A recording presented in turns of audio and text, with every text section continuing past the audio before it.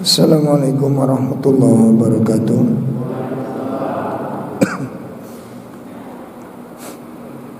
Alhamdulillahirabbil alamin. Alladzi arsala rasulahu bil huda wa dinil haqq liyudhhirahu 'ala ad-dini kullih walau karihal musyrikun. Asyhadu an la ilaha illallah wahdahu la syarikalah wa asyhadu anna Muhammadan abduhu wa rasuluh. Ya ayyuhalladzina amanu taqullaha haqqa tuqatih wa la tamutunna illa wa antum muslimun, amma ba'd. Bapak Ibu sekalian, jamaah salat maghrib yang berbahagia, alhamdulillah di malam hari ini kita bisa hadir kembali di dalam kajian rutin kita. Mudah-mudahan ilmu yang akan kita pelajari menjadi ilmu yang bermanfaat untuk kemaslahatan urusan dunia kita dan kemaslahatan urusan akhirat kita. Dan semoga Allah Jalla Jalaluh menjaga kita dan seluruh kaum muslimin dengan penjagaan yang sempurna. Bapak Ibu sekalian yang dimuliakan Allah, malam ini kita akan membahas satu tema yang sangat penting berkaitan dengan turuk tarbiyatul aulad, jalan di dalam membentuk anak-anak ila salihah, menuju karakter-karakter yang salih, menuju karakter-karakter yang dimuliakan Allah. Nah, Bapak Ibu sekalian,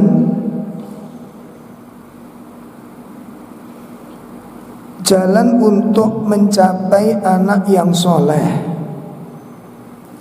ini membutuhkan sebuah usaha yang maksimal,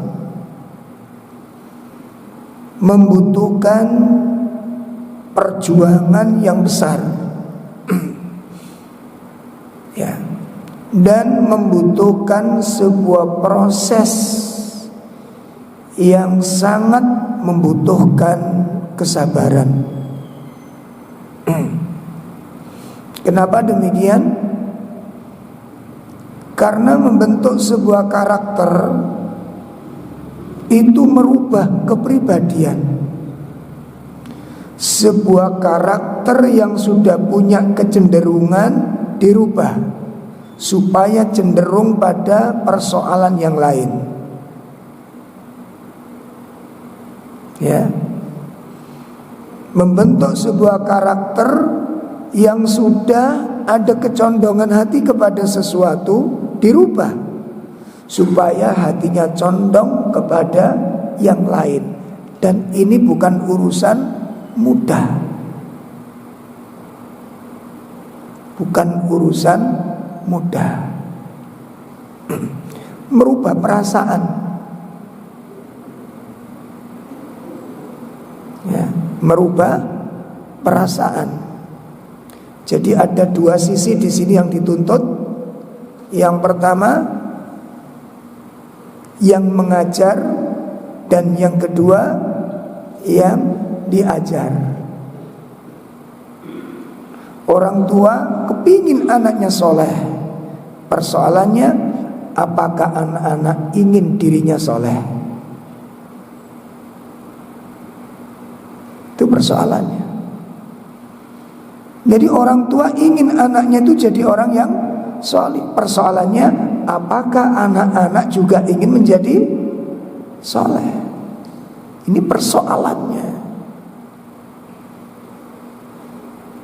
Nah, oleh karena itu malam ini kita akan membahas satu persatu ya, tentang tahapan-tahapan untuk bisa mendapatkan kesolihan anak-anak kita ini. Apa tahapan-tahapan tersebut? Yang pertama, nah ini yang gak terfikir sama sekali oleh kita. Sama sekali gak terfikir oleh kita. Apa itu? Memilih pasangan yang baik. Nah, ini yang gak kepikir oleh kita. Memilih pasangan yang baik. Sebelum saya lanjutkan, saya ingin membuka memori masa lalu dulu. Dulu waktu jenengan menikah, terfikir enggak? Waktu kita menikah dulu, terfikir enggak bahwa pasangan saya nanti baik enggak untuk menjadi orang tua anak saya? Atau yang penting buat saya cocok? Nah, yang mana ini? Oh, yang cocok. Nih kesalahan. Cuma kan ini masalahnya wis kadung, ngono lho masalahnya. Ini masalah ning kono. Masalah ning kono kuwi. Apa baleni maneh? No. Sampeyan cocok sing kono, Pak. Ngawur sampeyan. Ini masalahnya. Nah, ini pelajaran bagi kita semuanya. Kenapa kok demikian, Pak? Kenapa kok pasangan? Kita teringat sebuah hadis Nabi SAW diriwayatkan oleh Imam Muslim. Ma min mauludin illa yuladun alal fitrah. Ini urusannya dengan ini. Setiap anak yang dilahirkan itu dalam keadaan fitrah, muslim, bertauhid kepada Allah. Fa abawahu yuhawidanihi au yunassiranihi au yumajjisanihi. Maka kedua orang tuanya yang menjadi sebab anak ini menjadi Yahudi, menjadi Nasrani, menjadi Majusi. Yang menjadi sebab siapa? Orang tuanya. Kenapa tidak disebut orang tuanya yang menyebabkan anak ini menjadi muslim? Kenapa? Hah? Karena ketika lahir itu dia sudah dalam keadaan muslim. Nih. Oleh karena itu Nabi SAW mengingatkan. Dalam dua mempelai ini diingatkan oleh Nabi. Pertama, Nabi mengingatkan dari pihak laki-laki. Apa nasihat Nabi? An Abi Hurairah radhiyallahu an. Qala Rasulullah sallallahu alaihi wasallam, ya, tungkihum ra'atu li arba'in. Wanita itu dinikahi karena 4 sebab. Ya, wanita itu dinikahi karena 4 sebab. Pertama, lima liha, karena faktor harta. Jadi laki-laki milih wanita karena sogene itu boleh. Paham? Laki-laki milih wanita menjadi istrinya, menjadikan istrinya, menjadikan wanita itu sebagai istrinya karena faktor harta, maka itu adalah boleh. Wali hasabiha, atau keturunan. Delok turunane wong terpandang atau orang yang baik turunannya, silsilahnya, nasabnya. Mungkin turunannya ningrat atau turunan darah hijau. Wali jamaliha atau karena kecantikannya. Jadi panjenengan milih wong wedok karena ayune iku juga boleh. Wali diniha dan karena faktor agamanya. Lah, dari 4 kriteria ini Nabi SAW mengingatkan fadfir bidzatiddin. Pilihlah. Walaupun tadi boleh karena cantiknya boleh, karena kekayaannya boleh, karena nasabnya boleh, karena agamanya juga boleh. Tapi dari 4 pilihan ini fadfir bidzatiddin. Pilihlah wanita yang memiliki agama. Taribat yadak. Kamu akan mendapatkan keberuntungan yang besar. Nah, hadis ini baru terbukti panjenengan kali kula nek wis nikah. Ngoten, nek durung nikah niku Pak, agama iku gak patek penting, Pak. Sing penting ayu.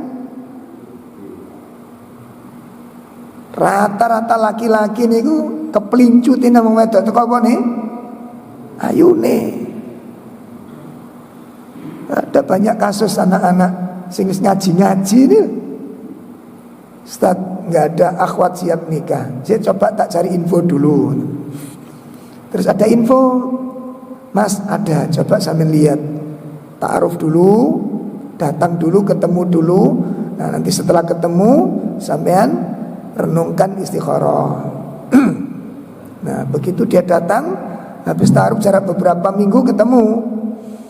Gimana Mas, sudah ngelihat? Sudah Ustaz. Nah, terus gimana hasilnya? Saya tak perlu istikharah dulu Ustaz. Niki wis rati wis gak enak, paling rada elek ngoten kula. Wis kena dibedak arek kuwi. Wis kena dibedak. Dan wis kadek jawabane langsung saya butuh istikharah. Wis akeh gak mantepe nek ngono kuwi. Nah, kalau modelnya begini, istikharahnya itu karena sudah didominasi oleh perasaan gak seneng, sampean istikharah swidak jaran tetep gak mantep.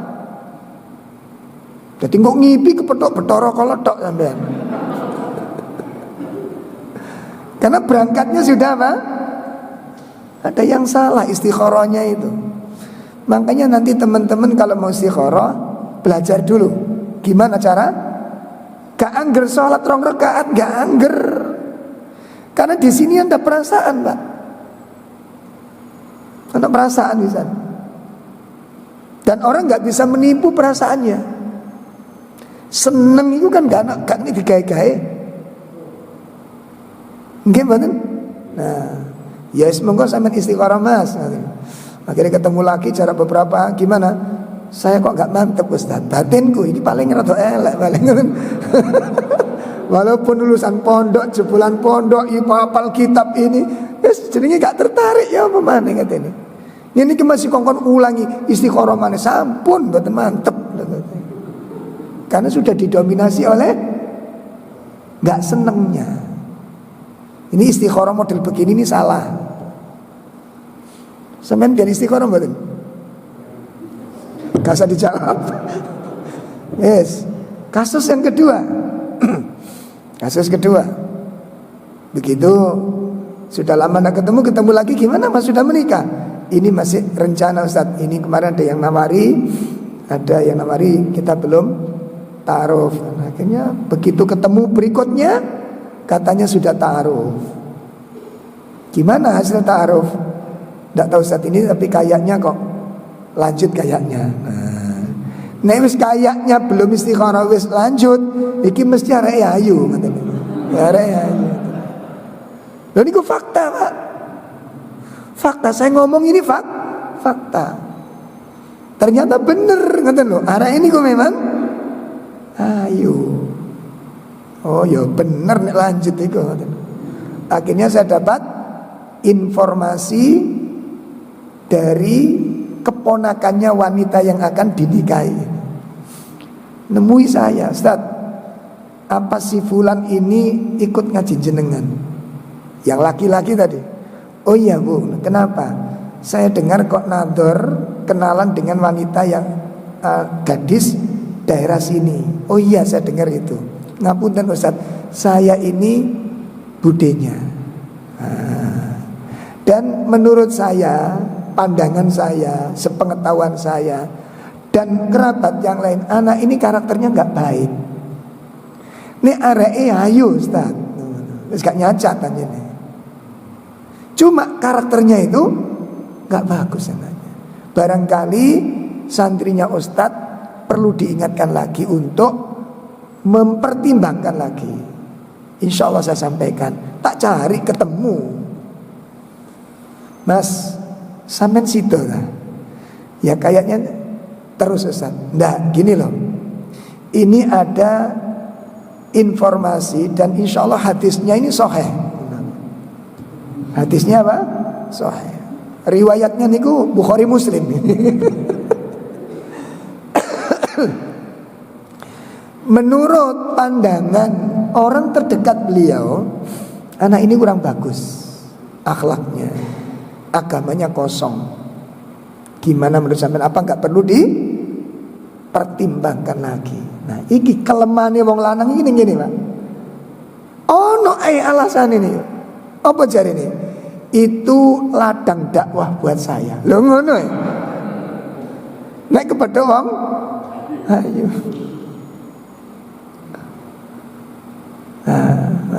Bukan tidak boleh, boleh. Tapi itu bencana bagi kalian. Sebab seorang istri yang tidak punya nilai-nilai agama akan mendidik anaknya dengan model apa? Kata orang Arab mengatakan la faqidus syai'. Orang yang gak punya sesuatu tidak mungkin bisa memberi sesuatu. Paham nih? Sementara pendidikan anak itu Pak, dari mulai sejak ada di rahim sudah harus mendapatkan pengaruh-pengaruh ibadah orang yang mengandungnya. Saged dipahami Bu? Dari sejak mengandung sudah harus mendapatkan konsumsi-konsumsi yang mulia dari orang yang mengandungnya. Badan. Belum nanti begitu lahir, ketika anak ini bereaksi, entah batuk, entah bersin, entah terkejut, entah menangis. Kira-kira Pak, Ibu, wanita yang tidak punya nilai-nilai agama mensikapi kondisi anak mungkin gak dengan nilai-nilai agama? Contoh mawon, dongane wong wahing, nek gak ngaji, gak ngerti. Arek cilik wahing niku dongane gelis gede ngono. Lho gak percaya sampean?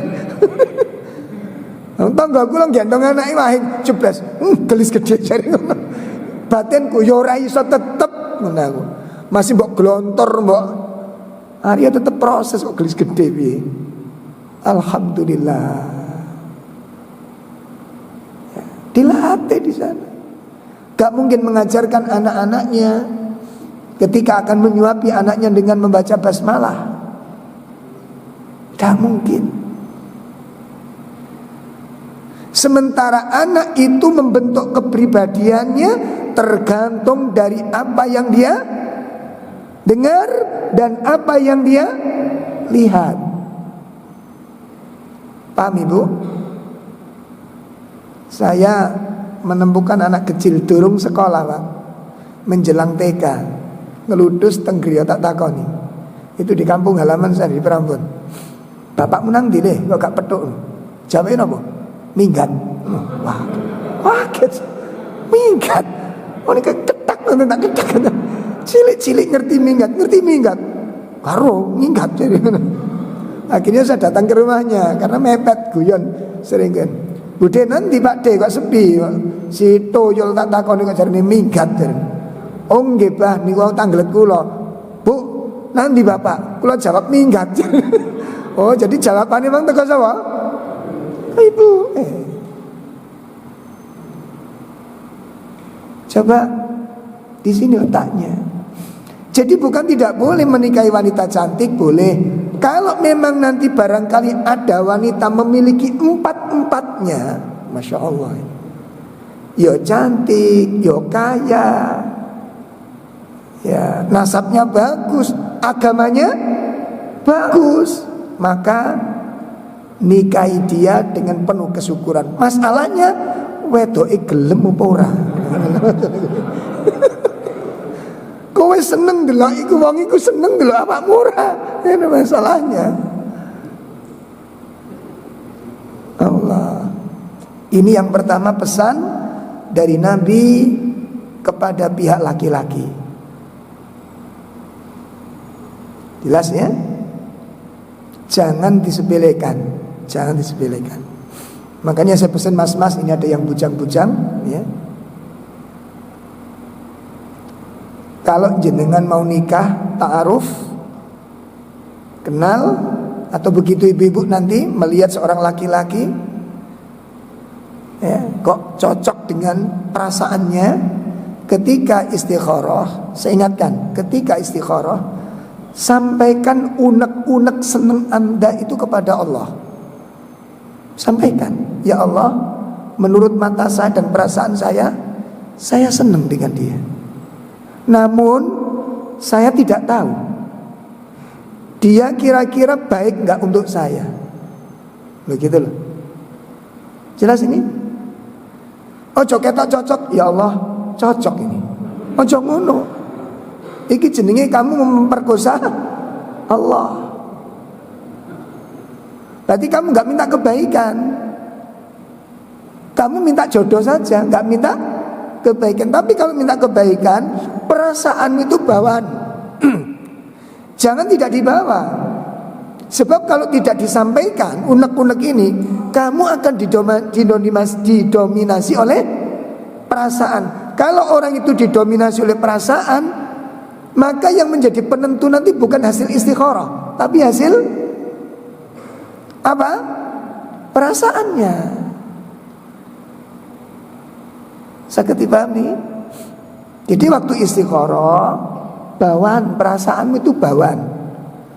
Sampaikan kepada Allah, ya Allah, menurut pandangan saya dan perasaan saya senang, saya cocok dengan dia. Tapi saya nggak ngerti tentang ilmu gaib ke depan.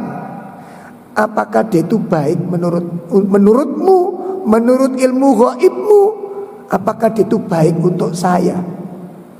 Saya tidak tahu ya Allah. Makanya disebut istikharah. Kenapa? Karena kita minta tolong supaya Allah milihkan, bukan antum yang milih. Jelas ibu? Jadi yang milih siapa? Kita minta tolong kepada Allah. Gitu loh. Makanya di dalam doa istikharah itu kan, ya Allah dengan ilmu gaibmu. Kita nggak tahu Pak. Ya, sebab nek durung dadi niku Pak, wis ketoki cocok tok pokok ini. Nek durung dadi soalnya. Dia tidak tahu kelemahan Anda dan Anda juga tidak mengetahui kelemahan dia.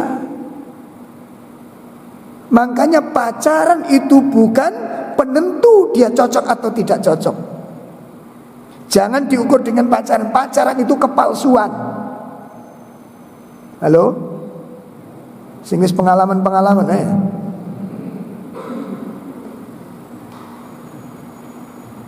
Jangan sampai terulang dengan anak-anak kita.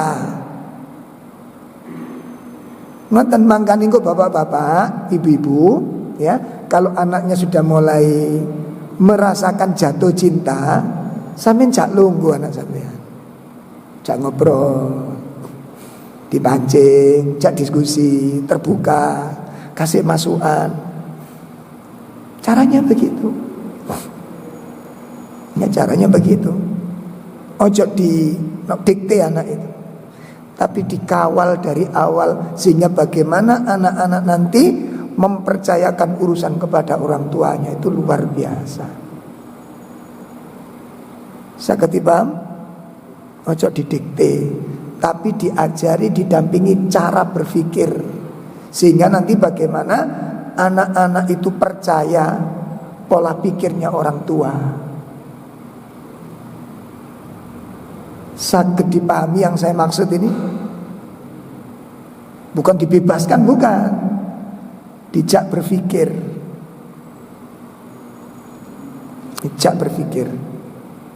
Pun ini nasihat Nabi kepada pihak laki-laki.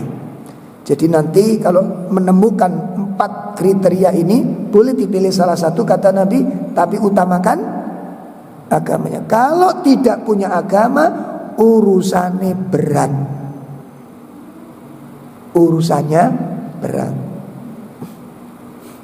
Okay. Kalau wong wedok niku walaupun kelemak-kelemek punya kekuatan yang sangat mengerikan. Itu wanita, Pak. Kadang-kadang ada bapak-bapak, ya. Makanya tidak sedikit sekarang itu banyak suami-suami yang tawadhu kepada istri. Suami yang tawadhu kepada istri. Itu bahasa fikih. Kalau bahasa sinetron apa?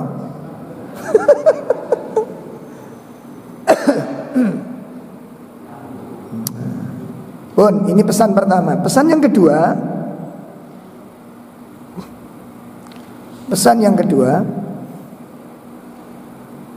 pesan yang diberikan oleh Allah kepada para wali dari pihak perempuan. Apa pesan Rasulullah SAW? An Abi Hatim Al-Muzanni, dari sahabat Abu Hatim Al-Muzanni. Qala Rasulullah sallallahu alaihi wasallam, idza ja'akum, apabila datang kepadamu, hai para wali. Ya, jadi kalau ada laki-laki datang ke rumah pihak perempuan yang man tardawna dinahu, yang engkau ridhoi agamanya. Engkau ridhoi agamanya, artinya apa? Laki-laki itu agamanya bagus, sholatnya tepat waktu, ahli baca Quran, ahli puasa. Ini agamanya bagus. Yang kedua apa kriterianya? Wa khuluquhu, dan bagus akhlaknya. Bukan cuma agamanya, namun apa? Akhlak. Awas, perhatikan. Bukan cuma agamanya, tapi apa? Akhlak. Jadi bukan cuma sisi ibadahnya bagus, tapi yang kedua syaratnya akhlaknya baik. Nah, jadi kalau nanti ada laki-laki datang ke rumahmu untuk meminang putrimu dengan 2 kriteria ini, apa kata Nabi? Fa'ankihu, nikahkan putrimu dengan laki-laki semacam ini. Nikahkan putrimu dengan laki-laki yang semacam ini. Agamanya bagus dan akhlaknya bagus. Illa taf'alu, jika kamu tidak melakukannya, ya, karena mungkin pertimbangan urusan harta, ya, illa taf'alu, jika kamu tidak melakukannya, maka takun, akan terjadi fitnatun, akan terjadi sebuah fitnah dalam kehidupan putrimu nanti. Fil ardi, di muka bumi ini. Wa fasadun, dan akan terjadi sebuah kerusakan kabirun, yang sangat besar. Artinya apa, Pak? Jadi kalau nanti putrimu tidak mendapat sosok laki-laki yang baik, maka akan terjadi kerusakan dan fitnah yang sangat besar.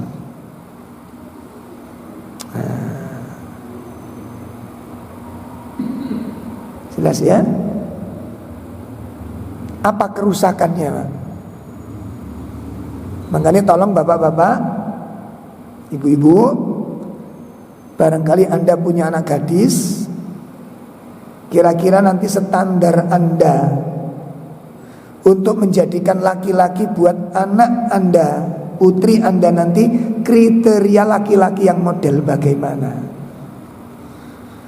Salah menentukan, merusak kehidupan semuanya.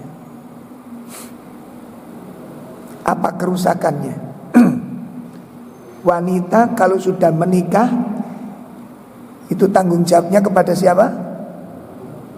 Dalam suami. Ketaatan pertama yang dilakukan oleh seorang istri kepada siapa? Suami. Timbul pertanyaan.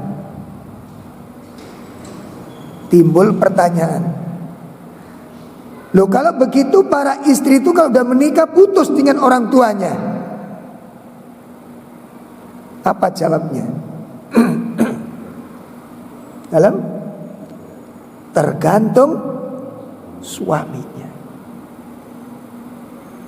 Awas, tergantung suaminya. Saya bicarakan begini ada kasus, insyaallah. Tapi alhamdulillah di bulan kemarin, awal bulan Juli, kasus ini sudah mulai membaik. Jadi semenjak anak dia punya putri tunggal, bagus akhlaknya. Jadi orang tuanya sangat bangga dengan putrinya ini. Solihah, taat, tunduk pada orang tua, kepada agama, luar biasa. Tentu yang demikian mengharapkan untuk mendapat sosok laki-laki yang baik, segera ingin menikah. Begitu ada yang lamar, anaknya ngaji, nah, demi lupa akhlaknya bagus apa? Enggak, ngajinya ngaji, sholatnya sholat. Ternyata tidak diimbangi dengan akhlak yang baik. Gak ngerti gitu loh. Dinikahkanlah terjadi. Semenjak pernikahan 1 minggu setelahnya dibawa oleh laki-laki. Sejak itu sampai Juli kemarin itu gak ada komunikasi antara anak dengan orang tua. Di WA gak dibales, telepon gak diangkat, didatangi ke rumahnya pun tidak dibuka pintunya. Insya Allah. Begitu didesak, kenapa kamu berubah? Apa katanya? Ketaatanku sekarang kepada suami. Kan salah kaprah. Saya itu sampai gemes itu. Terakhir saya ancam, pokoknya dalam 1 bulan, kalau memang putri Anda belum pulang dan tidak mau nyambung, temukan saya dengan orang tuanya dan yang laki-laki itu. Saya harus ketemu. Kalau enggak, sebelum mereka diazab oleh Allah Ta'ala. Sebab anak kalau memutuskan orang tua, tidak akan lama bertahan dia, akan diazab oleh Allah Subhanahu wa Ta'ala. Akan diazab oleh Allah Ta'ala. Dan tidak akan selamat, pasti celaka. Pasti celaka. Dan kalau dia berhasil dalam urusan dunia, maka itu akan menghancurkan kehidupannya. Tidak akan diberkahi oleh Allah. Pasti marat-maritnya daripada ketenangannya. Insya Allah. Nangis ke rumah orang begitu. Kalau ke rumah itu gimana Ustaz Sir? Itu ceritanya dia. Oh iya kok di WA ini kok mboten diangkat, ditelepon gak diangkat. Datang ke rumahnya pun diketuk beberapa kali. Kendaraan ada, sandal itu lengkap, gak dibuka, gak ada jawaban. Coba bayangkan kalau kita sebagai orang tua merasakan demikian gimana? Anak satu-satunya. Terus ada lagi yang nangis-nangis, Ustaz, saya harus bagaimana? Ini ibu saya mau ke rumah, tidak boleh sama suami. Sehingga saya ini setiap ibu mau ke sini cari alasan. supaya ibu nggak jadi kesini. Nangis itu anak ini. Nggak bayangkan ini fitnah yang akan terjadi. Ya, maka ibu-ibu, bapak-bapak nanti kalau ingin mendapatkan mantu, jangan tergiur dengan kendaraannya. Barangkali pas datang ta'aruf membawa kendaraan. Pertama takonono dhisik iku kendaraan dhewe apa? Grab.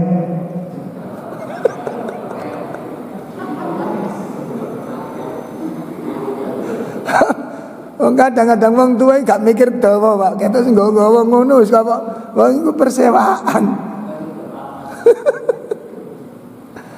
Iya. Kenapa sih kok demikian? Kadang-kadang orang itu menjadi kebanggaan. Itu bisa menjadikan kebanggaan di antara tetangga kanan kiri gitu loh. Iku keliru wong tuane pisan. Ya, Anda menikahkan putri Anda itu bukan untuk bangga-banggaan di sekitar Anda. Tapi untuk menuntun putri Anda nanti mendampingi putri Anda dan cucu-cucu Anda. Ini yang kadang-kadang gak difikir sama sekali oleh para orang tua. Awas, tolong diperhatikan dengan baik. Ya. Oleh karena itu ibu-ibu, bapak-bapak sekalian, maka ketika bapak ibunya tidak baik, bapak ibunya tidak mencintai ilmu, bapak ibunya tidak mencintai kebaikan, mungkinkah anak-anaknya diarahkan menuju kebaikan?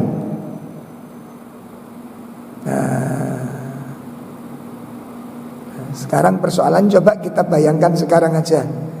Di dalam kajian kita itu, Pak, dalam kajian kita itu ada kalanya ibu-ibu yang tekun kajian suami ndak. Ada apa enggak begini? Ada apa enggak? Uangnya.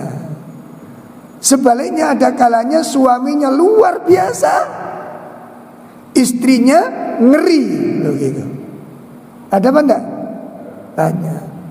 Kalau sudah demikian, bisa enggak anak-anak mendapatkan kebaikan dari kedua orang tuanya ini? Akan terjadi pertikaian pada saat membentuk karakter anak ini. Terjadi pertikaian. Akan menjadi tarik tambang antara orang tua laki-laki dengan, gak mungkin bisa sejalan. Jadi bapak kok niku ojo tipi tok ae, ngomong tipi tok ae urip iki. Jari ibuke ojo ngikuti bapakmu ku aliran keras. Ana nentok kono nang mbah. Bisa berjalan? Gak bisa. Dan ini berat, Pak. Kita membesarkan anak dengan pola yang tidak sama, antara suami dengan istri yang tidak sejalan, itu gak mungkin menghasilkan anak-anak yang baik. Gak mungkin. Karena bapaknya ingin menjadi anaknya seperti dia, dan ibunya ingin menjadi anaknya mengikuti jejaknya. Dua orang yang berbeda dalam satu rumah tangga. Apa yang terjadi? Ketika orang tua sering cekcok, anak mengambil jalan sendiri. Itu yang disebut anak-anak dari keluarga yang broken, yang kacau hubungan suami istrinya. Makanya sakniki bapak-bapak barangkali ada sing rumangsa bojone rada angel. Ojo kupun dolek maneh. Iki pikirane paling dolek maneh gak ngono.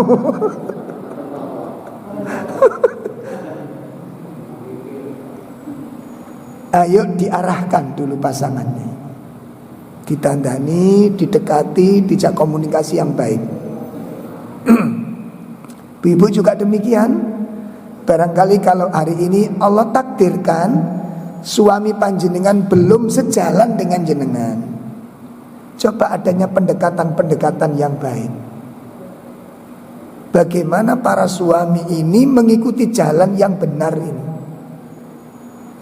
Sebab ketika ini tidak terjadi, gak mungkin bisa berjalan baik, Pak. Terjadi satu kasus Ustadz, saya harus bagaimana Ustadz? Saya kan ingin menerapkan pada anak-anak saya. Mulai mau tidur saya kenalkan wudu. Sing rame bapake. Oh, po ibumu kate turu anake didusi ngono, Pak. Padahal wudu. Kaya kate salat ae wudu bareng turu lengger. Subhanallah. Mari ngoten tidur bersama bapaknya baca ayat kursi dulu. Iki ngene mari kate turu gemremeng gak mari-mari. Ini fakta di lapangan. Fakta di lapangan. Pripun kata seperti ini. Nah, oleh karena itu maka kita harus punya misi dakwah di rumah. Bagaimana hidayah menyentuh rumah kita ini, sehingga nanti pada satu saat suami istri ini berjalan dengan pemahaman dan akidah yang sama, pendekatan-pendekatan yang optimal. Ya, pendekatan-pendekatan yang maksimal. Soalnya bahasa saya tadi mulai awal soalnya wis kadung. Iya nek bani sepeda motor ketok gembos coplok ganti maneh ora apa-apa. Iki didekek endi mung diganti didekek endi ngono lho.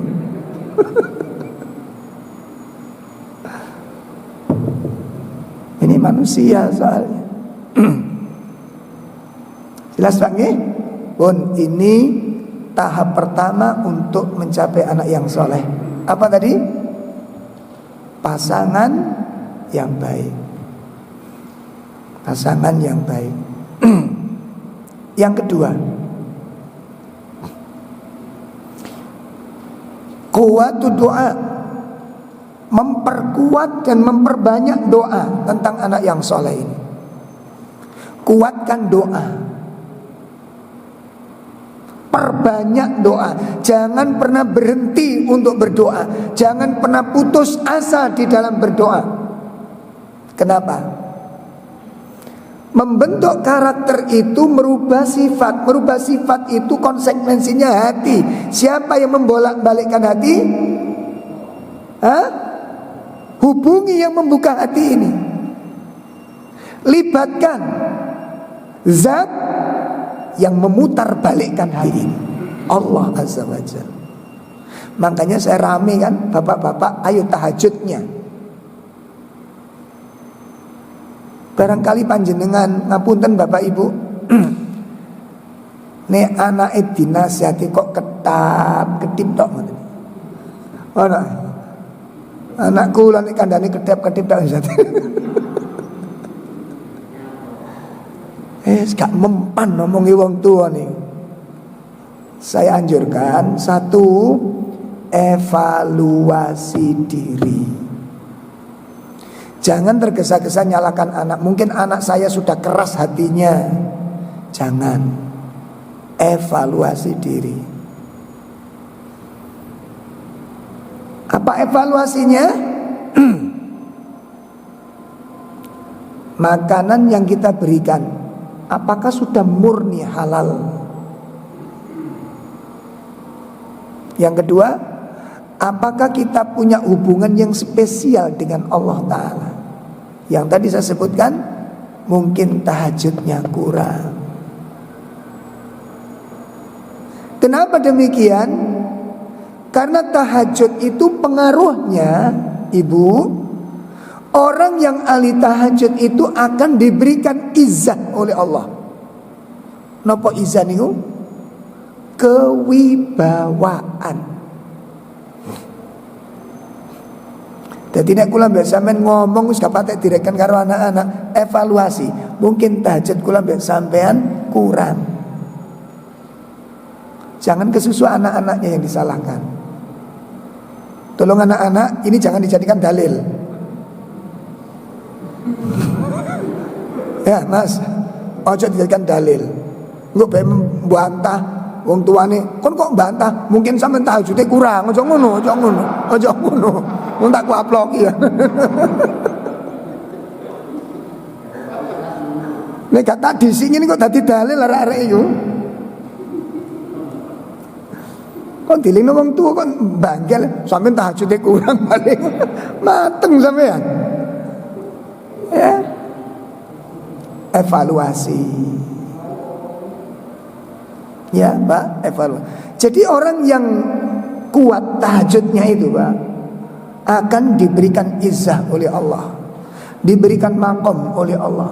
Makanya Allah Subhanahu wa taala jelaskan di dalam dua dalilnya. Yang pertama bisa kita lihat di dalam surat Al-Isra. Ya, kita lihat surat Al-Isra.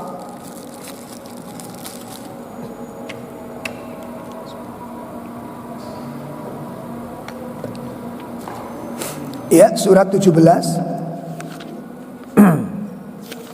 Surat 17 ayat 79. Wa minal laili fatahajjad bihi nafilatan lak asa an yab'athaka rabbuka maqaman mahmuda. Ya, ada terjemah? Dan pada sebagian malam lakukanlah sholat tahajud sebagai suatu ibadah tambahan bagimu. Mudah-mudahan Tuhan mengangkatmu ke tempat yang terpuji. Insyaallah. Maqaman mahmuda. Makom, kedudukan, kemuliaan, kewibawaan Allah berikan kepada orang yang ahli tahajud. Kemudian dalil yang kedua, nasihat malaikat Jibril kepada Nabi SAW. Ya, wasiat malaikat Jibril kepada Nabi SAW, di mana malaikat Jibril alaihi salatu wassalam berkata kepada Nabi SAW, apa kata beliau? Ya Muhammad, inna syarafal mu'minin biqiyamil lail. Hai Muhammad, ketahuilah sesungguhnya kemuliaan, kewibawaan seorang mukmin itu terletak pada sholat malamnya. Maka saya anjurkan kepada para bapak dan ibu-ibu yang hari ini diuji oleh Allah dengan tingkah laku anak-anak yang tidak baik, sampeyan tangisi nang Gusti Allah, tangisi kepada Allah. Apa itu? Mintakan ampun kepada Allah. Perbanyak istighfar untuk diri sendiri dan mintakan ampun untuk anak-anak kita ini. Mintakan ampun, nangis kepada Allah. Kenapa? Dia yang membolak-balikkan hati. Maka doa kepada Allah, memohon kepada Allah, ya muqallibal qulub, wahai yang membolak-balikkan hati, sabbit qalbahu, teguhkan hati anakku ini. Teguhkan hati anakku ini. Ila dinika, di atas agama, ala dinika, di atas agama. Atau didoakan sebagaimana doa Nabi kepada ibunya Abu Hurairah. Apa? Allahumma arsyidi, Allahumma arsyidi, ya Allah tunjukkan, beri petunjuk, waladi, kepada anakku. Sebut namanya, sebut namanya, Allahumma arsyidi atau Allahumma di, ya Allah berikan hidayah kepada anakku ini. Nangis kepada Allah, minta, jangan cuma diomong, capek Pak, gak ngatasi kita ini. Makanya kan kadang-kadang wong tua niki, ibu iki kudu ngomong apa maneh, pegel aku ngono. Terjadi apa ndak itu? Hah?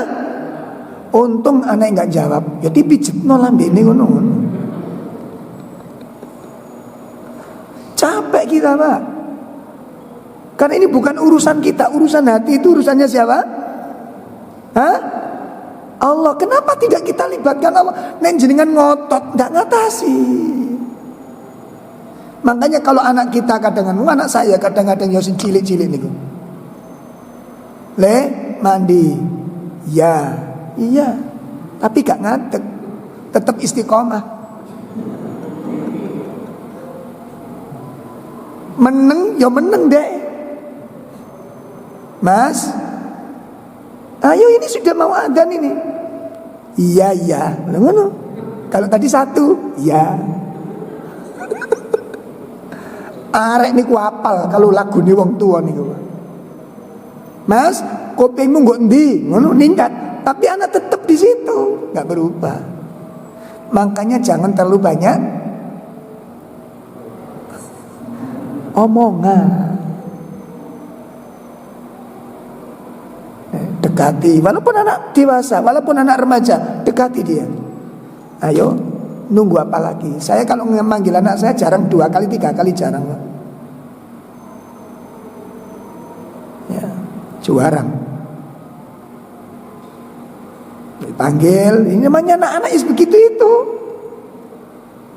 Sambil kita beristighfar kepada Allah. Ya Allah, mungkin ada dosa-dosa saya sehingga anaknya masih tetap omongan saya nggak berfungsi bagi dirinya, nggak ada wibawanya. Mungkin kita banyak kesalahan. Istighfar kita kepada Allah Ta'ala. Nah, ini caranya demikian. Jadi minta kepada Allah perbanyak istighfar. Lalu kita doakan apa? Anak-anak, jangan dibiasakan keluar caci makian dari orang tua. Jangan dibiasakan. Ya, walaupun mungkin sudah kuliah, kamu tuh udah kuliah, udah besar, kok gak mikir kamu itu? Kok sih bodoh? Jangan keluar kalimat seperti ini. Kenapa?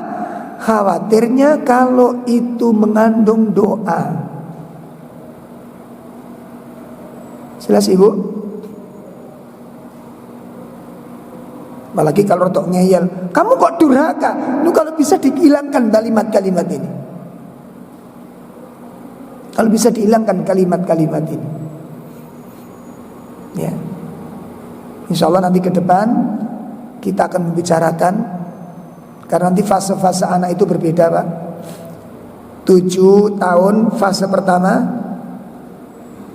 7 tahun berikutnya fase kedua, fase ketiga anak sudah menginjak dewasa. Ini fase membutuhkan sikap yang berbeda antara satu fase kepada fase yang lain. Insya Allah nanti akan kita lanjutkan. Ini belum selesai. Doa-doa yang harus kita baca, doa apa saja, ya, itu nanti akan kita bahas pada pertemuan yang akan datang, insya Allah. Demikian kajian kita malam ini. Kurang lebih mohon maaf. Mudah-mudahan Allah anugerahkan kepada kita semuanya anak-anak yang dilembutkan hatinya oleh Allah Ta'ala, anak-anak yang dibimbing hatinya oleh Allah Subhanahu wa Ta'ala. Dan semoga anak-anak kita semuanya dijauhkan oleh Allah dari fitnah dunia dan fitnah agama ini. Amin ya rabbal alamin. Sallallahu ala nabiyyina Muhammad. Subhanakallahumma bihamdika asyhadu an la ilaha illa anta astaghfiruka wa atubu ilaik. Assalamualaikum warahmatullahi wabarakatuh.